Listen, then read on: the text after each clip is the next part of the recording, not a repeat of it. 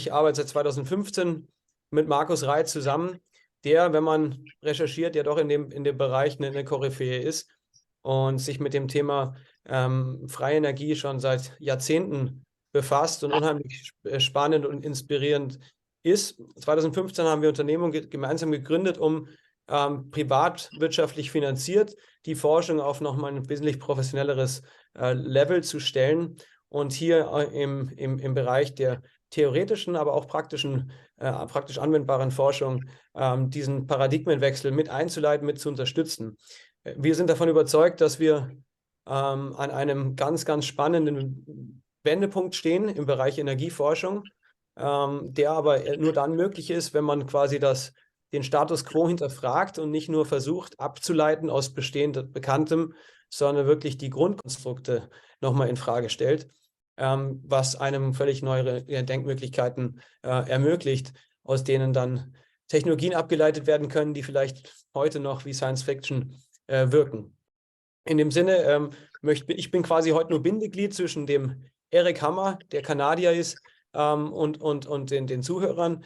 Wir haben das jetzt so gestaltet, der Erik hält den Vortrag auf Englisch. Ich werde für jeden Slide in den Chatraum die Übersetzung hineinpasten.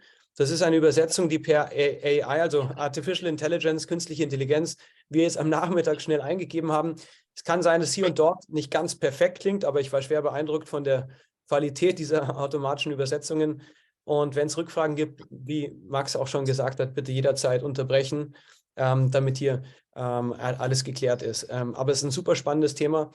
Und ja, vielleicht noch ganz kurz in dem Zusammenhang, es gibt immer also Arthur Schopenhauer wird oft zitiert, gesagt zu haben.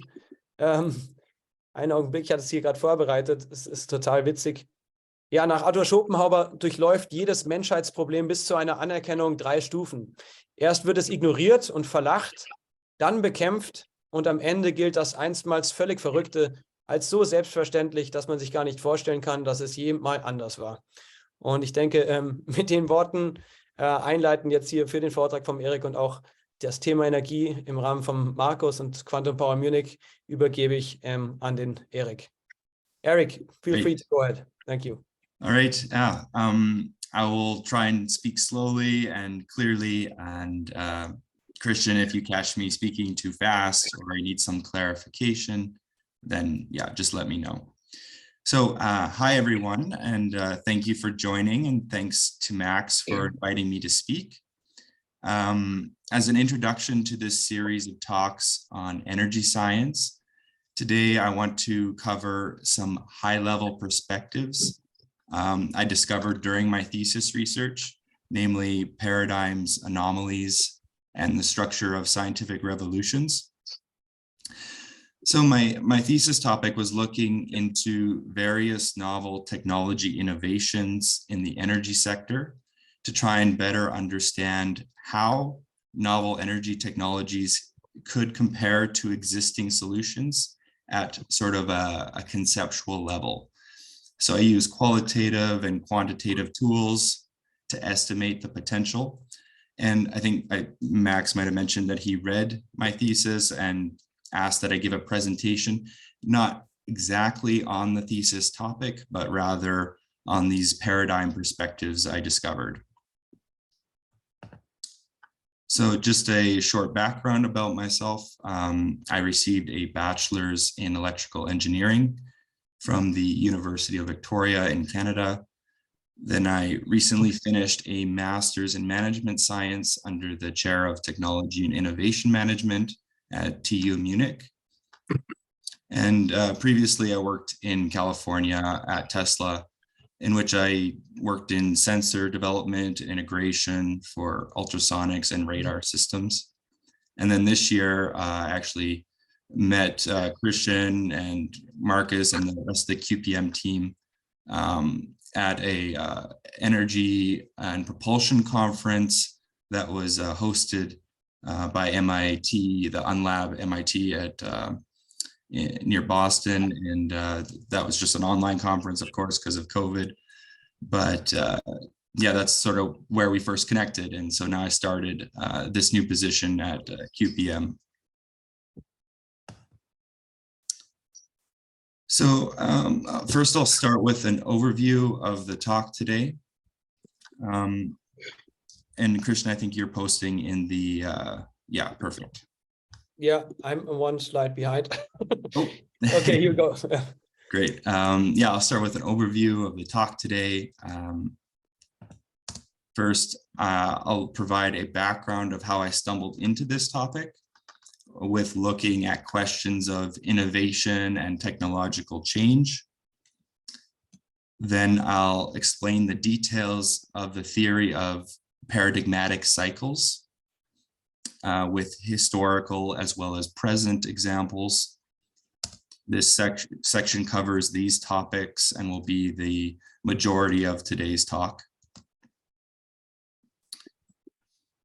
In the end, I'll explore applying this theory to, the theory of paradigmatic cycles to energy science in general, and compare and contrast economic and social perspectives. And lastly, I'll look at potential solutions so that we could maybe improve the overall rate and diversity of scientific discovery.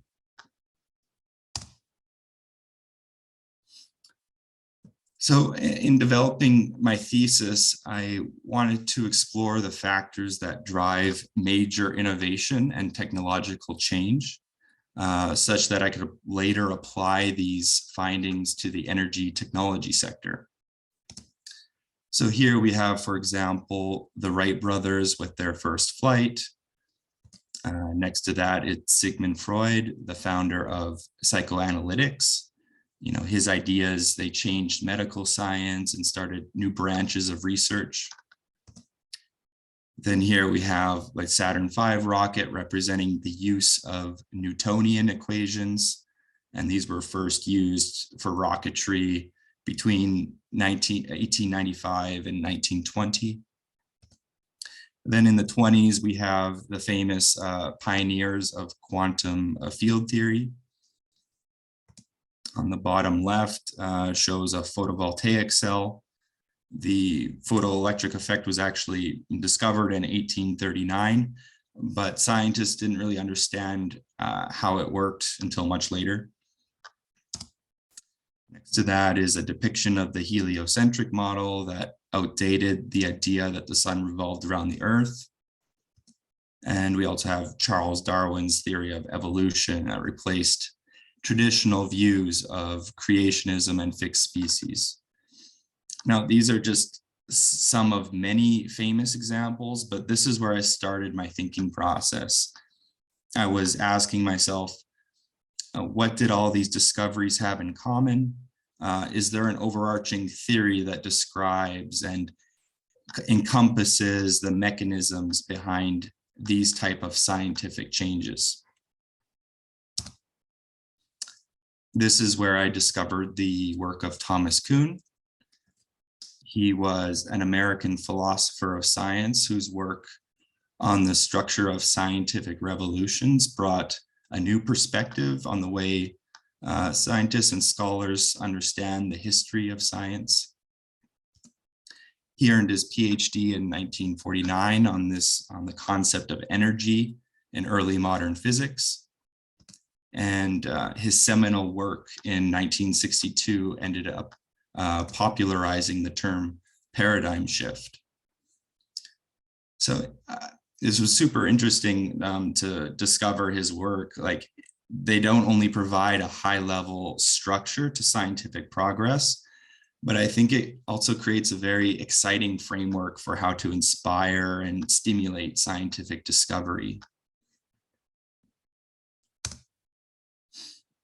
So to begin, when we think of any scientific theory, there are observations and hypotheses or a model. This is what Kuhn was doing with historical analysis as the foundation for his theory. Time in history was on the x-axis, and scientific achievement could be viewed on the y-axis. Although in practice, this is a bit more complex and abstracted idea here, but it kind of creates a picture of where he started. He encompasses the importance of historical data nicely in this opening statement. History, if viewed as a collection of more than just a sequence of events, could produce a decisive transformation in the image of science. I think his reasoning for using history's data points are sound. Like any scientific data, researchers search for patterns, and the patterns Kuhn discovered are quite compelling, I think.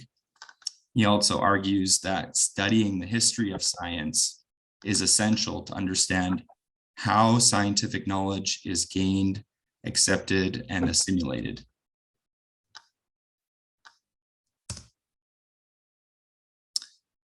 Yeah, so to overview the paradigmatic cycle, it can be stated as a process described by Thomas Kuhn, in which science progresses through periods of normal and extraordinary science.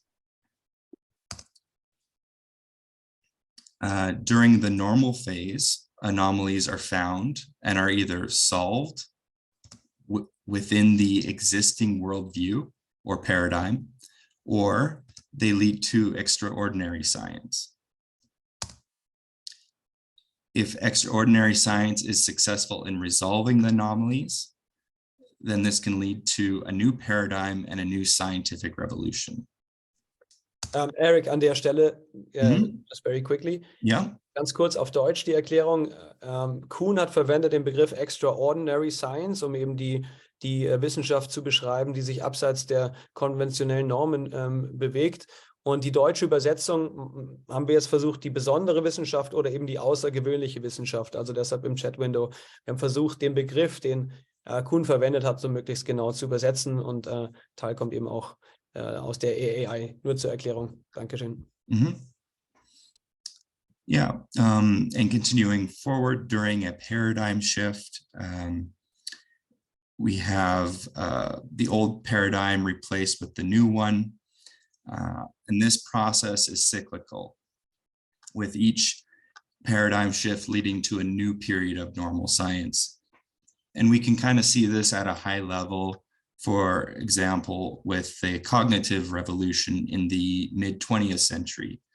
This is where Sigmund Freud's psychoanalytic theory first replaced existing views on the nature of mental illness and human behavior.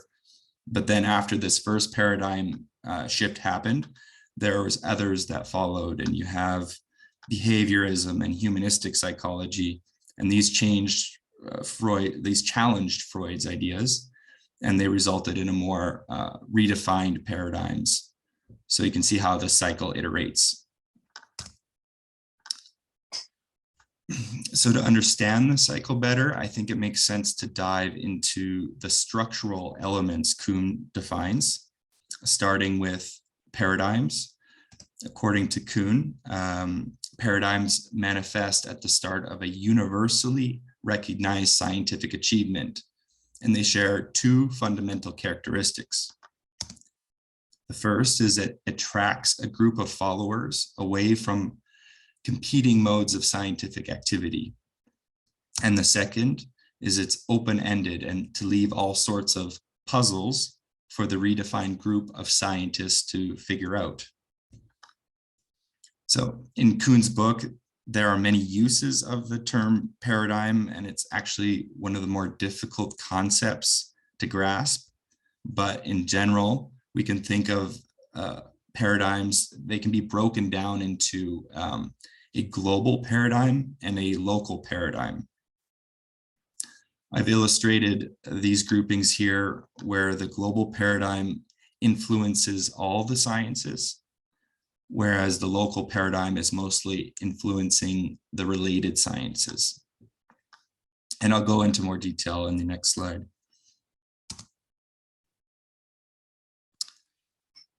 Right, so we can understand what is meant by global paradigm. Kuhn referred to it as a disciplinary matrix because he didn't really like the word or the term global paradigm as it created some confusion, but For the purpose of condensing the information, I'll use global paradigm.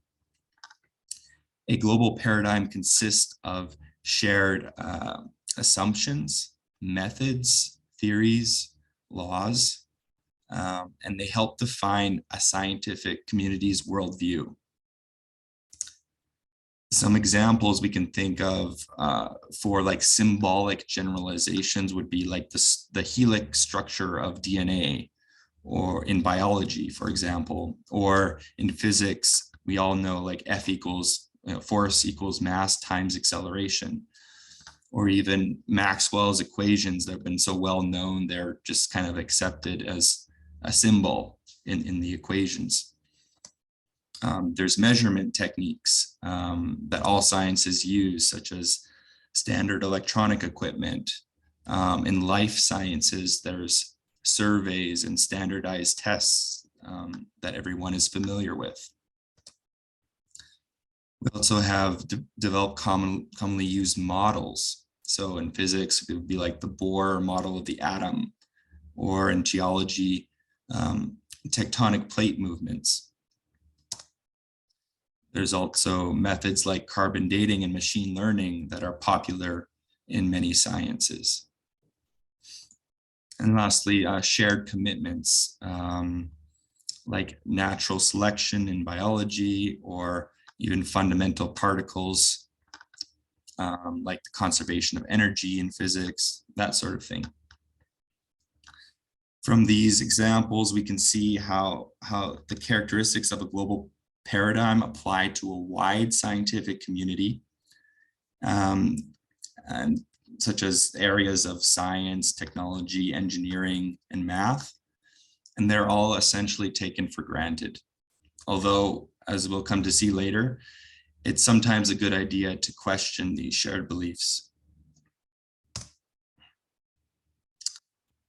Now, if we look at local paradigms, this idea was explored in more detail by Thomas Kuhn, as there are simply more links, more concrete links to historical examples. Kuhn describes local paradigms as containing a set of exemplars that serve as models for scientists to develop their research.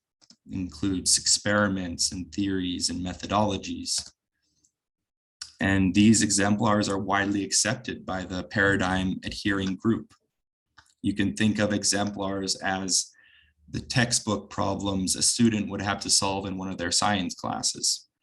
They're like these problem solutions that act sort of like proof for the local paradigm, and they in turn help align shared beliefs of the global paradigm as well. Local paradigms also guide scientific inquiry within a specific field or subfield by shaping what problems are considered important. The design of experiments, for example, or even the influence upon how data is collected, analyzed, and interpreted. They also have like a specialized vocabulary, in like different scientific fields, they have specific terms to describe phenomena. Here's some examples, but something interesting I noticed when I was looking for examples of local paradigms was this aspect of the passage of time, right? So for example, if we look at Newtonian mechanics in the 17th century, when it first came into being, it would have been considered a local paradigm, whereas today it can be categorized as a global paradigm. It sort of seems like the successful pieces of old local paradigms shape the global paradigms of the present. And I think this makes sense. Another example we could think of is like the germ theory of disease in the 19th century, becoming widely accepted, a global paradigm over time. We all know it's, we got to wash our hands and that sort of thing to prevent spread of germs. So in Kuhn, he was a bit self-critical of the original use of the word paradigm, and it took on a more global meaning than he would have liked. But this is sort of encompasses what he was meaning in terms of paradigms, was more the local, but you can think of it as global as well. So a summary here is paradigms, they shape scientific beliefs of the individual scientist as well as the community. They provide a sense of direction and purpose, helps a scientist's efforts, focus a scientist's efforts, and increases the chances of making meaningful discoveries. Significant, not major, but meaningful.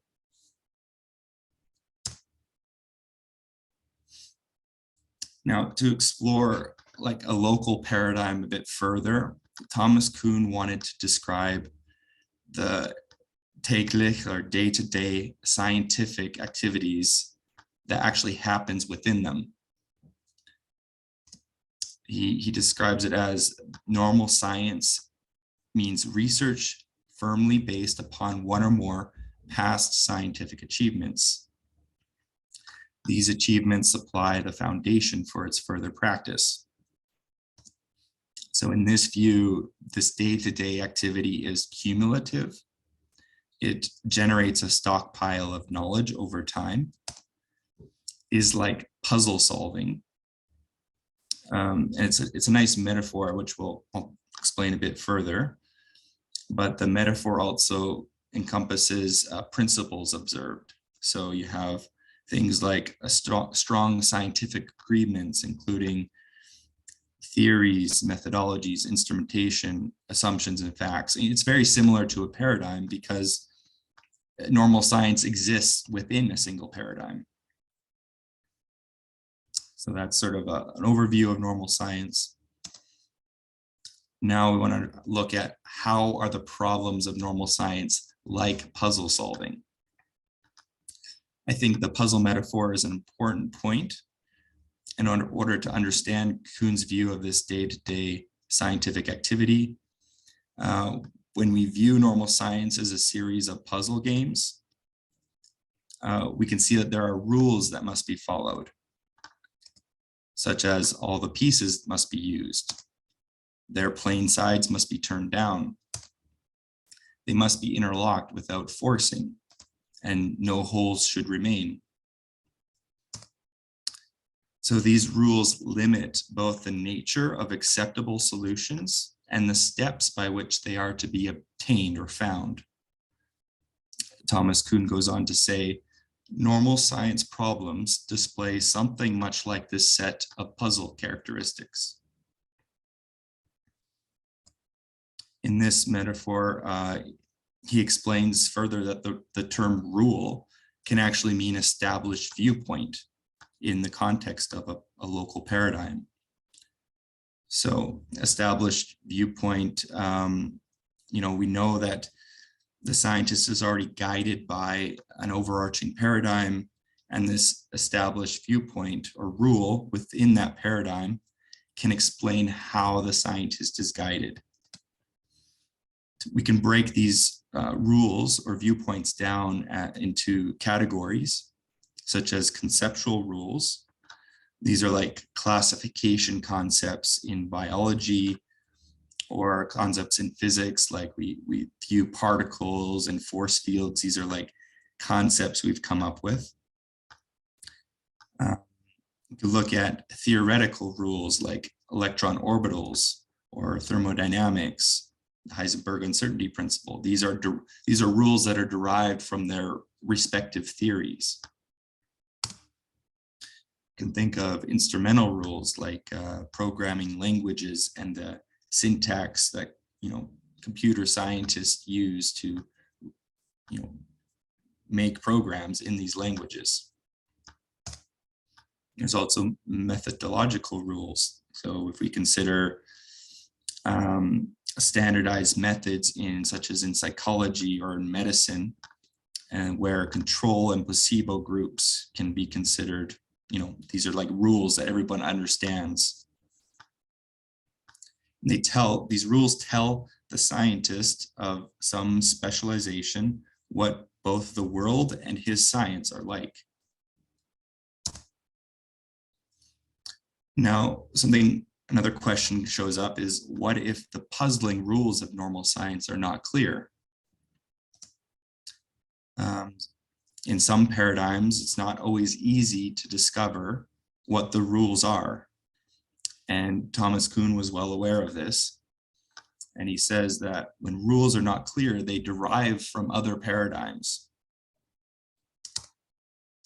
But paradigms still guide research without rules. So if we look at this picture here, we have a wide road with no lane markings or no speed limit sign.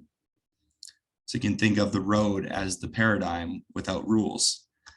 To illustrate how this works, if we imagine this wide road as a single paradigm like quantum mechanics, and different groups studying this field, such as chemists, solid state physicists, or astrophysicists, the scientists within these communities will have different understandings of quantum mechanics based on their education and their exposure to different paradigms. And they'll develop their own rules on how to travel down this road. Some might be driving in the middle, some might be driving on the right, and some might think they're on the Autobahn in the left lane. And we might have a British driver who's driving the wrong way, right? So they sort of make up their rules, but they're still, basically they approach problems and puzzles based on their past experience, but still confined within the established paradigms. This can lead to confusion and may actually slow down paradigm progression. So I just overviewed how normal science is like puzzle solving and what happens when the rules are not clear. Now I want to explore why are the problems of science like puzzle solving. So to build some intuition, we can simply observe the steady flow of scientific papers as examples of normal science. So you can think of terms like advances in certain materials, or research developing smaller and smaller gate transistors. We have validation of theoretical constants, observation of predicted phenomena, or incremental steps towards expanding the application of existing quantum technologies.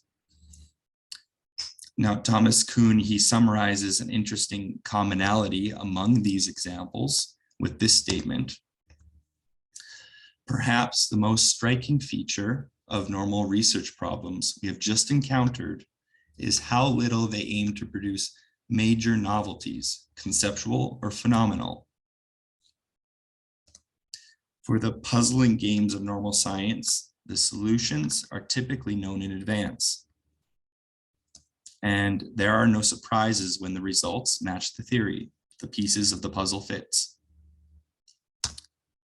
Solving a normal research problem expands the scope and precision of the paradigm's application, like adding one more piece to the puzzle.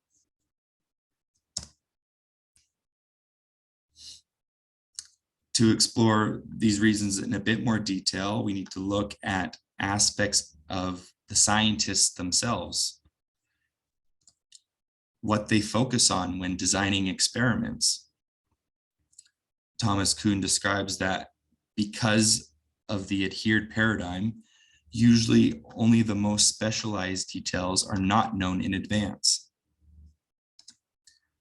This essentially creates a narrow range of expected results. And we can see how it played out in the 18th century with electrostatic experiments. The electrostatic results were mostly ignored because they didn't show consistent or simple values that fit within the paradigm of electrical research at the time. They had this idea that electricity was like a fluid, and they didn't have a concept of electric charge until Coulomb and his colleagues came and predicted the results in a later paradigm. So this narrow range of expectations is a bit problematic, as Kuhn writes. The project whose outcome does not fall in that narrower range is usually just a research failure, one which reflects not on nature, but on the scientist. Avoiding failure becomes then a strong motivator for the scientists to develop their puzzle-solving skills. Another motivator that I mentioned earlier was this overall improving the scope and precision of the paradigm. We also have the challenge of the puzzle itself. It serves an important part of what drives a scientist forward. We could also look at general psychological factors that force normal science into puzzling-like activities. Publication bias is a big one. It creates an environment where only positive or significant results are published, while negative or inconclusive results are not.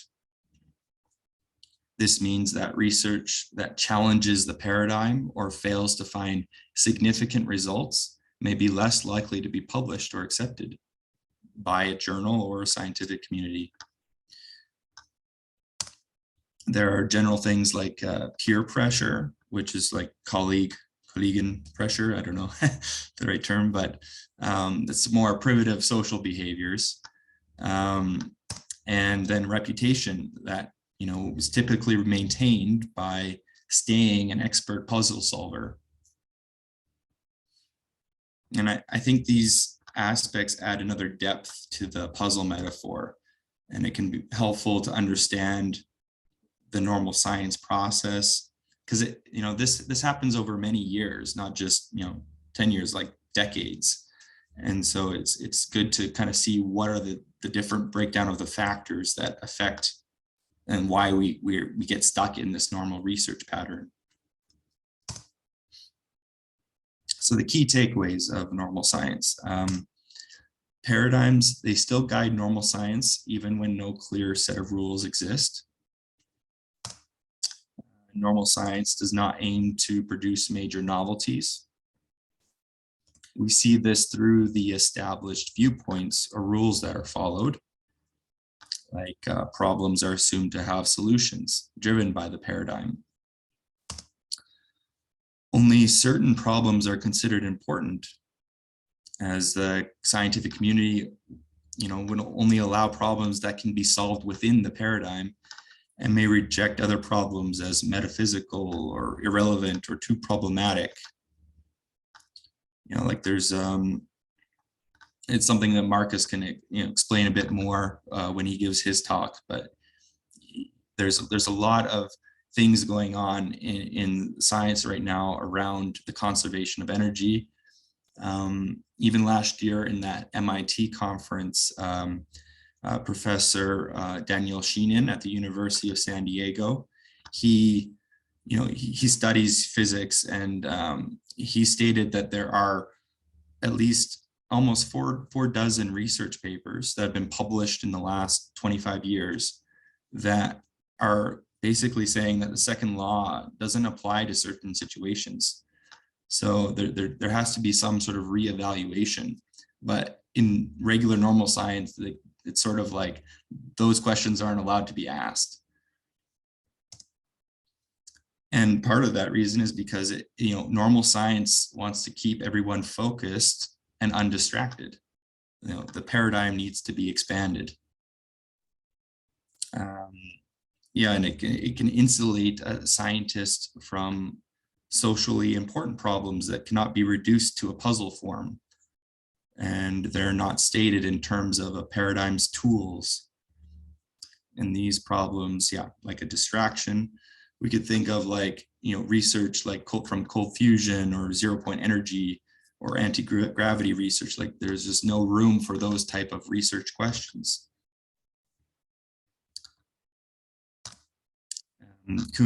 Thomas Kuhn has a nice summary here. A scientific community chooses problems that are assumed to have solutions. These are the only problems that the community will admit as scientific or encourage its members to undertake.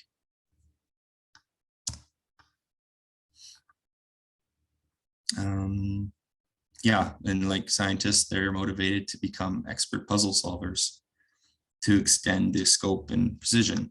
Now, looks like I'm sort of painting normal science in such a negative light, and to some extent there is, but Thomas Kuhn, he was interested in truth in terms of like the process of scientific evolution.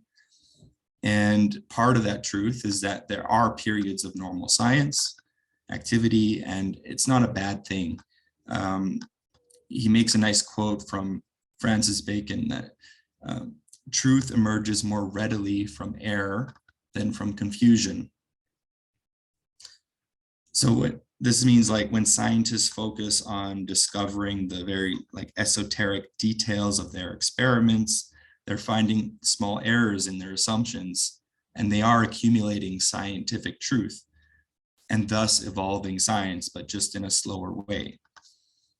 It's a little interesting note here is that we'll see how this quote relates to the discovery of an anomaly a bit later.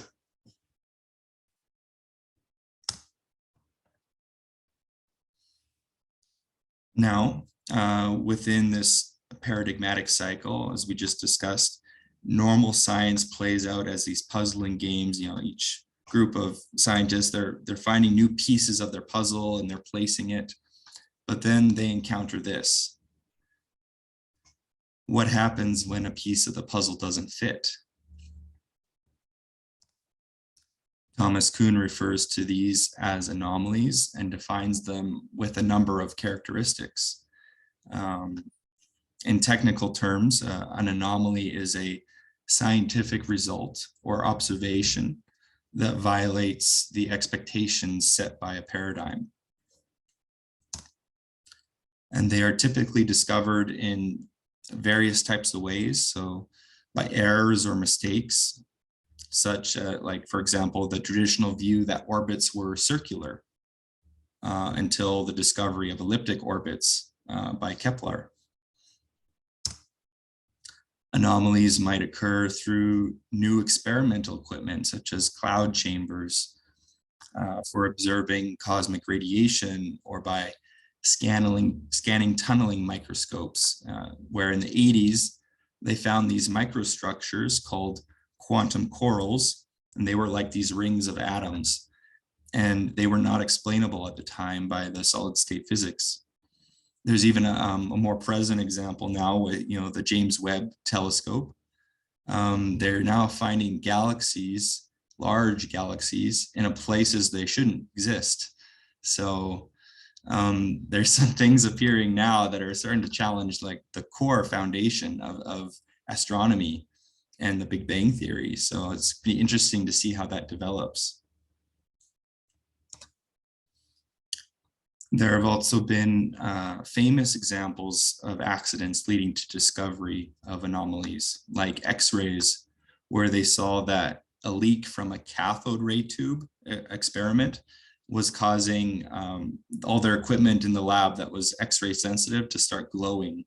So they were a bit surprised by that, I think. And Thomas Kuhn, he wrote another nice quote here. Though X-rays were not prohibited by established theory, they violated deeply entrenched expectations. Those expectations, I suggest, were implicit in the design and interpretation of established laboratory procedures. There are also examples of researchers studying outside of a paradigm, leading to anomalies. Like in the 18th century, Alexander Lavoisier set up a combustion experiment that showed how oxygen was needed for burning, and not this release of an imaginary substance called phlogiston. There's also theory-induced, which I'll go into next. It's sort of a theory-created anomaly, which kind of sounds a bit contradictory, but if we take the Leyden jar discovery story, this discovery took place in the mid 1700s, again, where scientists were guided by this electric theory that electricity was a fluid, and they were attempting to store this electric fluid inside a water-filled jar. But to their surprise, when they touched the outside of the jar, they received an electric shock. And this, led to them a recognition that electricity was not a fluid, but a form of electric charge. And now you could argue that this was an example of discovery by accident. But in general, like when we look at all these different methods, you could have like a new experimental equipment and an error and mistake leading to a discovery by an anomalous discovery. So there's multiple ways in which anomalies can be discovered. Switching to a more present example of how anomalies can be discovered, we can look into the quantum mechanics at this process of renormalization. So renormalization basically gets rid of infinities when applying the equations of quantum theories to different applications. It involves this arbitrary choice of the cutoff parameter used to regulate divergences in perturbation calculations. So these are those Feynman diagrams that describe how virtual particles come together, and they come into the collision, they give off energy, and then they spread out. So that those processes, when they trying to calculate them, you end up with these infinities that are not feasible. So they have this renormalization technique to then like make it so that the math works out. Yeah, and so the problem with doing this is when the theory's predictions change when the choice of the cutoff changes. So if we change that cutoff value, the outcome of the calculation changes. And this by definition makes the theory incomplete or inconsistent.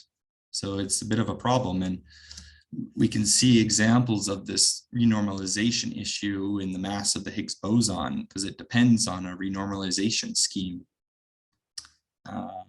In the G factor, in terms of the anomalous electron magnetic moment, there is a small discrepancy between experimental result and a theoretical prediction.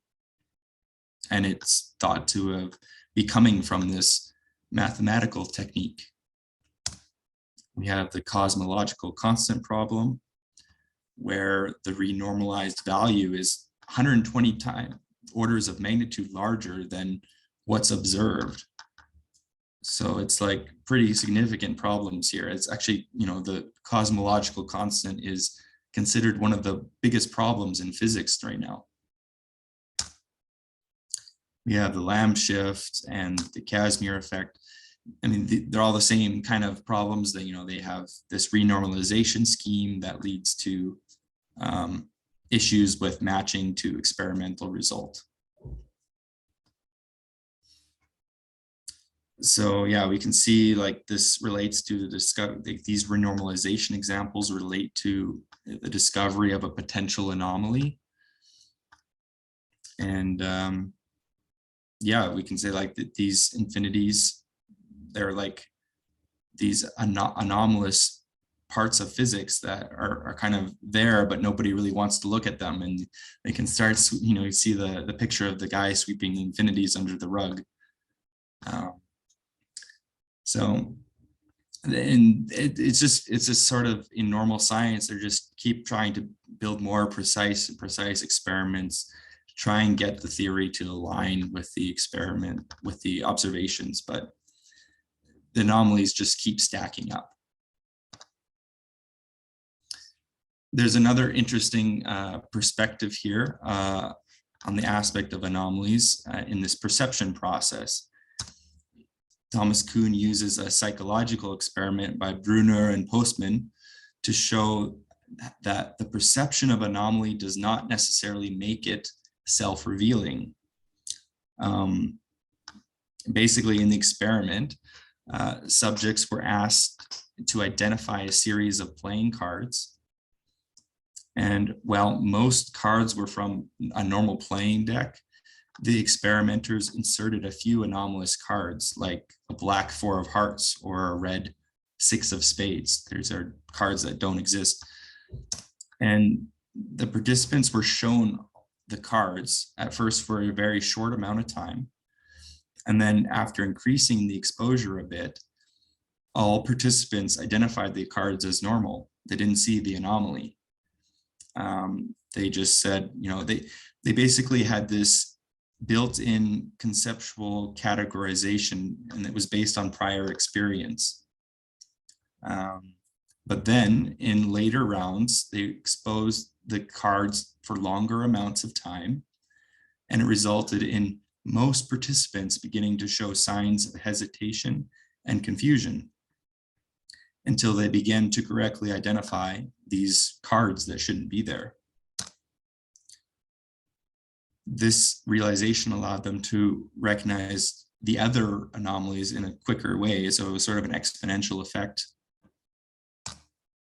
But some subjects were not able to recognize all the anonymous cards. So even after 40 times the average exposure, at least 10% of the cards remained. So if there was 10 anomalous cards in the deck, one of them was still not identified.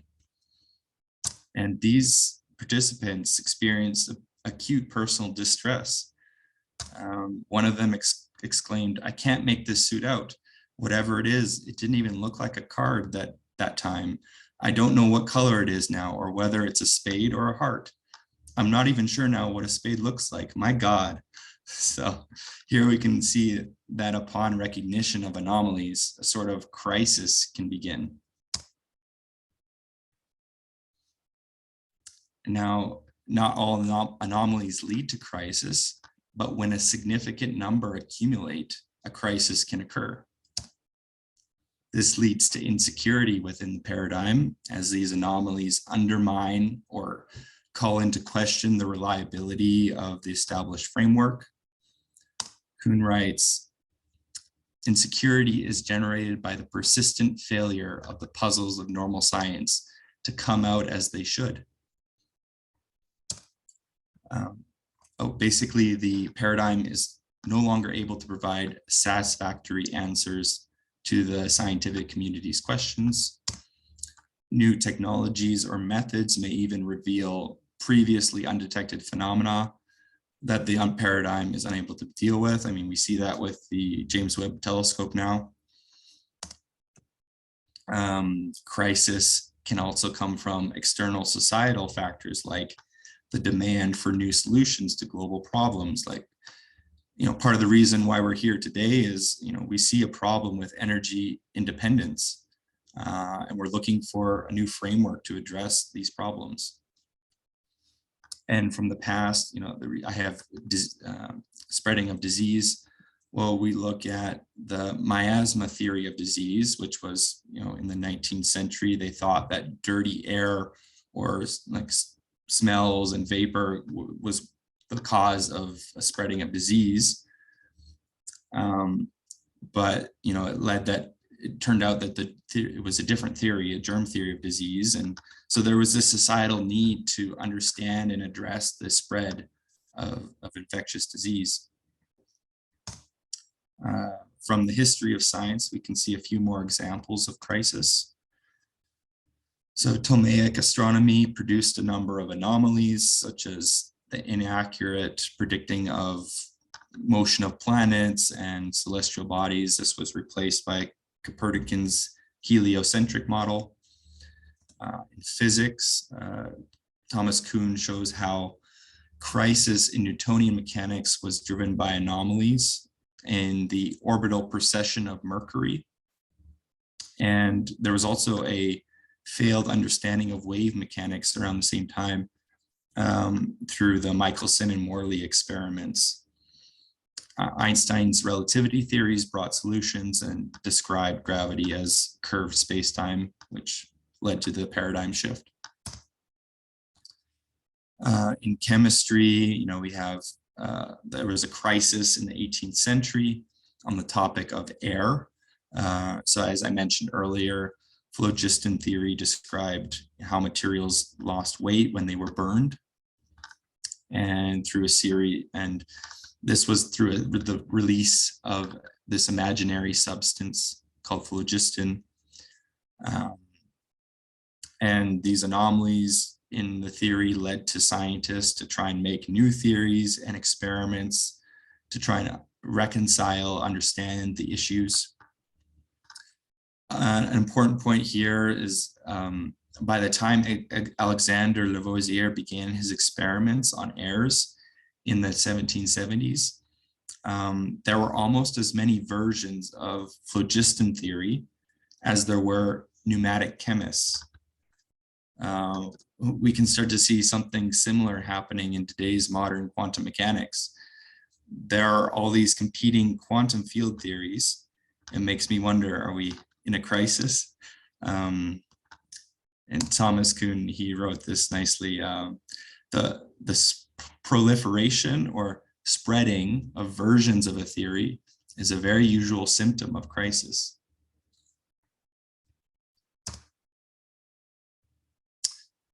This goes to extraordinary science. So, inside a crisis, a new type of research pattern starts to emerge. He explains it nicely with this quote: "When an anomaly comes to seem more than just another puzzle of normal science, the transition to crisis and to extraordinary science has begun."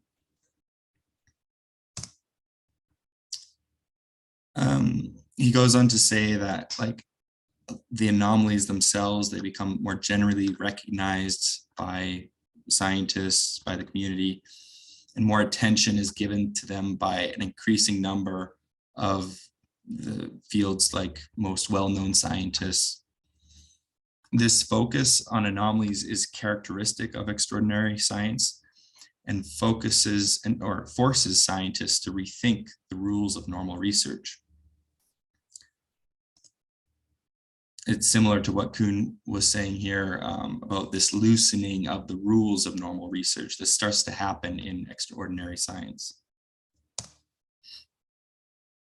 Part of the focus involves identification and documentation of the anomalies. We also think about, it involves redirecting resources to kind of cross-validate and replicate the anomaly. So there has to be a resource allocation. It's one characteristic of extraordinary science. Another key aspect is the reevaluation of core assumptions. So a critical examination needs to occur that involves debate and scrutiny of fundamental principles of the existing paradigm. This can further lead to expressions of discontentment. We have publication of critical papers that can start to appear, exploration of alternatives. And then there's also typically a fallback to philosophy. So they begin to study, to look at the study of knowledge and nature and reality. And this helps them, understand core assumptions and concepts. It further informs, it helps them come up with new theories on that can explain the anomaly better. Now, you're probably wondering, what is an extraordinary scientist? Well, directly from Kuhn, he will look almost like our most prevalent image of the scientist. He will, in the first place, often seem a man searching at random, trying experiments just to see what will happen, looking for an effect whose nature he cannot quite guess. An extraordinary scientist is open to new ideas. They challenge established norms and question conventional wisdom and long-held beliefs. They incorporate ideas from different fields and develop novel approaches. They encourage creativity from an environment and form an environment that promotes innovative thinking and risk-taking. As a result, speculative theories will form in an attempt to build hypotheses and experiments. Kuhn makes an interesting note on this point because the scientist is not totally invested in the previous paradigm. They can more easily abandon their theories with relative ease. And if they're unsuccessful, like if their experiments fail, they can just kind of throw the theory out. They don't have too much commitment to the theory. The scientist practicing extraordinary research does also with novel experimental design. They push the boundaries of current knowledge and challenge existing paradigms. They develop experiments that are goal-orientated with rapid iteration so that failures can be learned from quickly. Experimental innovation might be enhanced too by they adopting new technologies like cutting-edge tools and such. And if all these in all these processes, the development of new techniques and technologies, it can also be a very likely outcome. The statement captures all of these aspects: abandoning standard practice, exploring new and unique experiments, deconstruction of stereotypes, creating speculative theories. Lastly, we have revolution. And I know it's been a lot of details already, so I'll try and get through this quick without overloading everyone.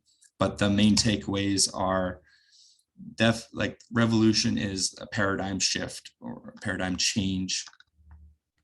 Brings about a reorganization in the way scientists view their field. It often presents fresh concepts, methodologies, different approaches to data interpretation. This is essentially a radical change in beliefs because you have one paradigm replaced by another. And yeah, there's another aspect here called like non-cumulative. So basically, when you're looking at like an old paradigm, it's not so easy to add to that old paradigm because the new knowledge is not quite compatible with that old way of thinking. So for example, the caloric theory of heat was simply not compatible with kinetic theory, which demonstrated how energy is conserved through the motion of molecules. Now, not to say that revolutions do not have some aspects that build upon previous paradigms, but many aspects do need to be abandoned or modified, so this process is not actually fully cumulative. That's why it's non-cumulative.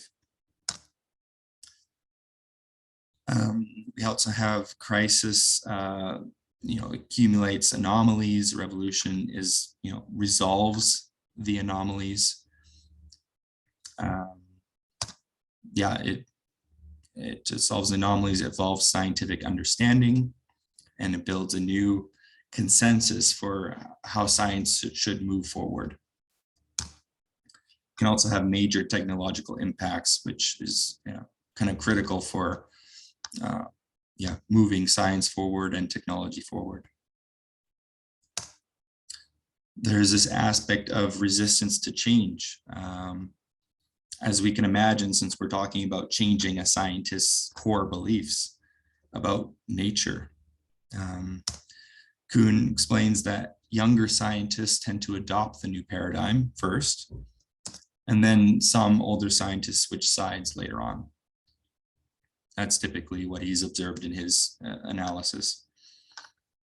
But there's many factors that play into this. I'm not going to go into too much detail. There's also this concept of incommensurability, which means it's sort of an incompatible communication. And I'll explain it in the next slide more to get the essence of it, because it's a hard word to kind of comprehend. So I'm gonna, explain it with this paragraph from my thesis.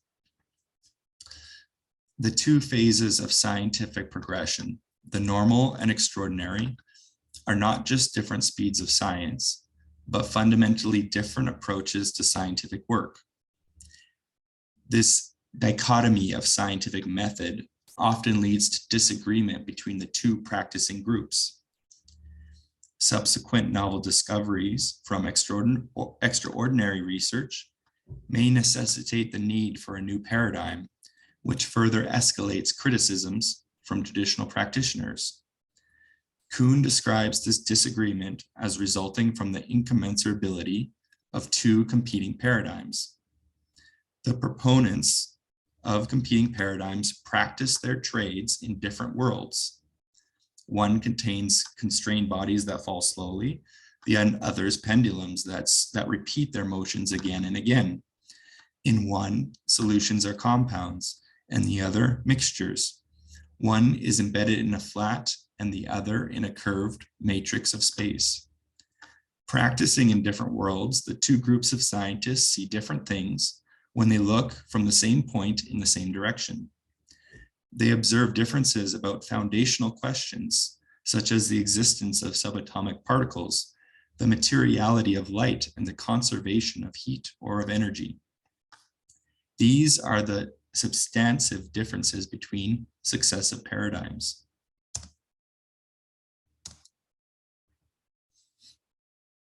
The two schools even begin disagreeing on what a problem is and what is a solution, leading to this cross-purpose debate on the relative values of their respective paradigms, ignorant of their incommensurable perspectives. Kuhn cites multiple instances illustrating the outcomes of incommensurability. X-rays, however, were greeted not only with surprise, but with shock. Lord Kelvin at first pronounced them as an elaborate hoax, or the layman who scoffed at Einstein's relativity because space could not be curved. It was not that sort of thing. Consider, for another example, the men who called this mad because he proclaimed that the earth moved. Even Darwin understood this concept of incommensurability. Christian, can you still hear me? Yes, absolutely. We can hear you, and you're doing. Zoom said fantastic. that it failed. So, okay. No. Yeah. Even Darwin understood this concept of incommensurability. Is right.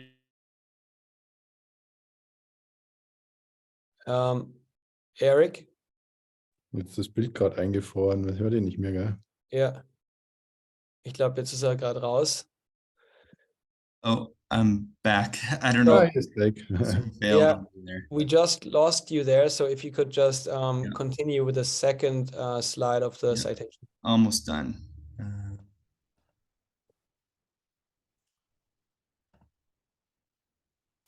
Erik? Yeah. Okay, so go ahead. We can hear you again. Yeah. Do you see the slide? Yeah. Okay. Yeah, slide 28. Mm-hmm. Yeah.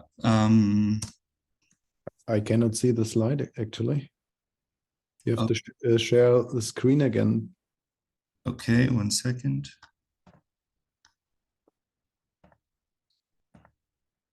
Oh, it was selected. I didn't hit share. Okay, sorry. Perfectly.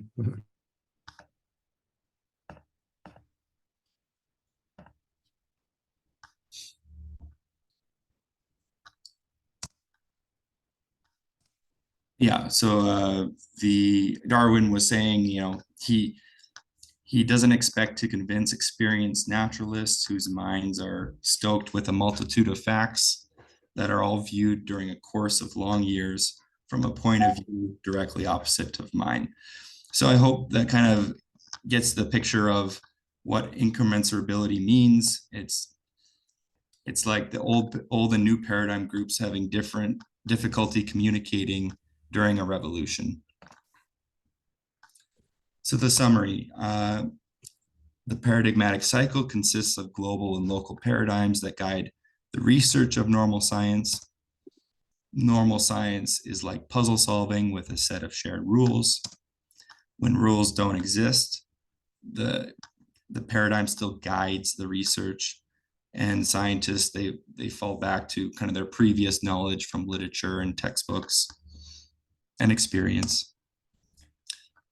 Anomalies occur when a piece of the puzzle doesn't quite fit. And we have an accumulation of anomalies can lead to crisis, and then extraordinary science will emerge if these anomalies can't be solved within the existing paradigm. Extraordinary science attempts to solve the anomalies in creative ways. And if extraordinary science is successful, a paradigm shift can occur and revolution.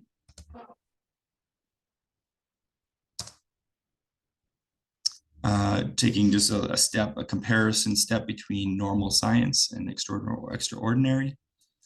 Normal science is a necessary part of the paradigmatic cycle. It helps guide and focus scientists on their research while minimizing potential distractions. This focus is actually good because it uncovers anomalies, and these small errors in the details of normal science experiments can accumulate.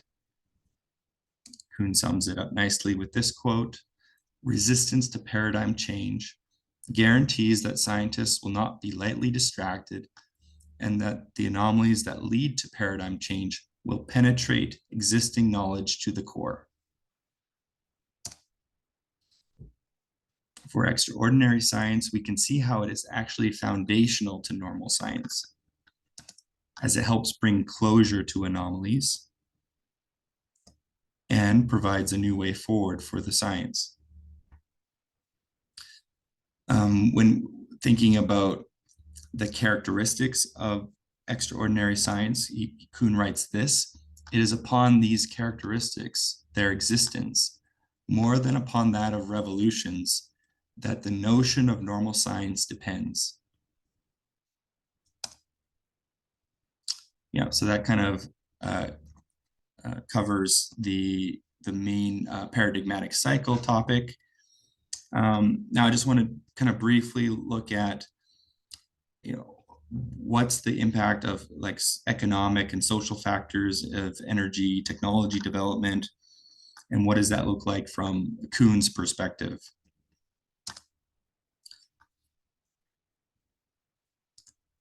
So yeah, can we apply Kuhn's theory to modern day energy science? And yeah, if we can answer this question, what are the requirements for energy innovation, then I think we can come up with good solutions by applying parts of Kuhn's theory that predict technological breakthroughs. So in my thesis, I came across this system called the Energy Technology Innovation System, and it covers all these different economic and social aspects. But yeah, it's this diagram is just, you don't need to dive into it too deeply, but it just shows the schematic of what these authors are talking about in terms of how energy innovation happens, and what are the steps needed. So starting with supply and demand, we know the basics, how if demand is greater than supply, then prices rise. New energy innovations then need to achieve high supply and low cost. That's where we see the technology development cycle describing the steps to achieve economies of scale, because that gives us the low prices. Yeah, we see these technological or the development steps, and it's basically clear that we need to focus on the research and development if we want to have these low-priced, novel, new technologies. Looking at like the ETIS authors, they propose a number of different ideas around investment strategies, but the main idea is that innovation in the energy sector takes a long time, So sustained and steady sources of funding are required even during economic turmoils or downturns. Looking more at the social aspects, ETIS says that there needs to be sufficient knowledge and learning for innovation to grow. This involves, collaboration with universities or other knowledge groups, similar to what we're doing here today. And openness to new ideas is an essential characteristic of extraordinary science. Kind of what like Kuhn was saying, and this includes interdisciplinary communication. So we want to be able to communicate with different groups, people with different backgrounds. That will help our thinking in terms of developing new ideas, new theories. Through demonstration and feedback, the ETIS authors also describe various ways how this grows knowledge and learning. For the category of actors and institutions, the need for entrepreneurs can be viewed in a similar light to the extraordinary scientist that we talked about earlier. The risk-seeking nature of entrepreneurs is actually needed for energy innovations to develop. Yeah, and then when I was looking at this topic during my thesis research, it was clear that the role of the entrepreneur is to minimize risk or minimize perceived uncertainty. So there's a number of strategies that can be deployed in that area of research. Adaptive policymaking is the last point here. And this is, for making, when we're looking at governments or private institutions, it's important because if you don't have adaptive policymaking, you end up with these long-term policies that take over and can lead to something called like technology lock-in. So we saw that with the carbon lock-in that happened. And it sort of keeps out alternatives, and it keeps a certain hardness to a system. And you have vested large interest groups and incumbents that kind of want to keep the status quo. So it's really important to have this adaptive and dynamic policy making built into the different government and funding agencies. Now, I'm kind of taking all these ideas now. We looked at like energy, like the paradigmatic cycle, how extraordinary research is super important, and also like what is required for energy innovation to happen. So we can start at looking at, maybe there's reform to science education by teaching history and philosophy of science in a new way. Maybe in a more goal-orientated way, like sometimes students are wondering, like, why am I learning all this history? Maybe we want to kind of explain why it's important to know the history. This is like, you want to understand what the key scientific discoveries are, what paradigm shifts happened, the influential scientists, and the development of different scientific methods. I think this kind of gives a nice diverse picture then of how big shifts can happen. We also want to think about the philosophy and teaching philosophy in society and how they're connected with science. And this, you want to kind of understand this relationship, because there's a role that plays out between science and culture and politics and economic systems. And this can help inform future policy making, which is important because, we want to reform policy. We need to understand like what its impact is on society. And we also want to train for paradigm shifts. We want to develop critical thinking and intellectual openness. We want to understand the importance of anomalies, question established beliefs, embrace different perspectives. We also want to encourage creative problem solving. And this can happen by, help students. Maybe there's programs we can create where they have experiences in domains outside of their primary study, right? It helps. Like for me, I can think of, I came from an electrical engineering background and I decided to go into management science, which in hindsight, I think it was really great for me because I got to see how different the way of thinking is in that field. And now I can apply certain concepts from that field into technical ideas and technical experiments. So I think it's super important. Yeah, and then we could think about teaching innovation and entrepreneurship strategies. This can include things like design thinking, lean and efficient startup methods, like minimum viable product, market research and analysis, and finding a good fit for the technology to grow when we're thinking about markets. And then, want to understand the strategies around risk assessment and minimizing perceived uncertainty. So these are kind of reforms that we could think about, and how we develop them is another question, but there's just some solutions. And lastly, reform to science policy itself. So I think there needs to be a perspective shift and understanding the importance of extraordinary research. I would propose, say, like funding ratios, that, because right now it's like 100% normal science, and maybe we could do something that's like 90-10 or 80-20 between normal and extraordinary research. Should have programs that are funding for high risk, high reward research.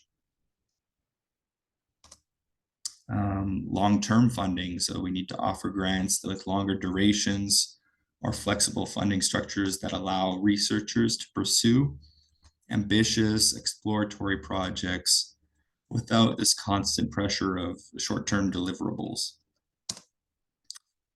About public engagement, policies that advocate this, support initiatives that effectively communicate the importance and potential impact of extraordinary science to the public, policymakers, and other stakeholders.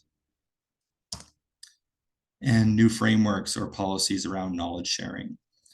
So it encourages, like, maybe we could think of like programs that, or grants that are available that incentivize collaboration. So say a research lab can, if they work with an academic research lab in Spain and cross-border, then there's a certain grant they can achieve by doing that.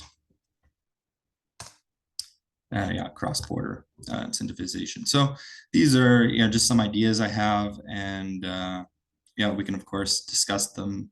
But yeah, that's the end of my talk, and it's a bit long, but I thank you all for listening, and I hope it was interesting. Thank you very much, Erik. I think that was really well presented. Thanks so much.